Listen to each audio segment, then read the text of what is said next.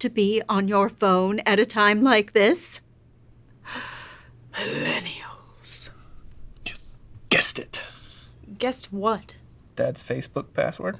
Bro, too soon. What? I'm just accessing the social media accounts of your father. Want to see if he has any secrets. Yofada is old news, bro. The Uniform Laws Commission approved the revised Uniform Fiduciary Access to Digital Assets Act in 2015. Your outfit's old news. What are you, 12? Steve, can you help me out here? Mr. Nimkrut? And yeah, well, it's basically, Actually, I can explain. Who even are you? I'm Damien. I'm just a trusted advisor here to help simplify things. Huh? Well, okay. Go ahead. Facebook and other social media accounts are examples of digital assets, which are simply electronic records in which an individual has a right or an interest as they're defined under the revised Uniform Fiduciary Access to Digital Assets Act, which is a unified approach that's been adopted by most states to provide a framework for fiduciaries to manage digital assets.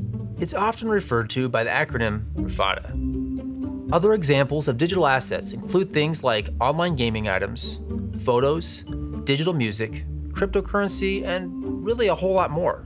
In many cases, they can actually be of greater sentimental significance than economic significance. Generally speaking, digital assets don't fall under the general category of personal property, and they really should be given special attention from both an estate planning and estate administration perspective.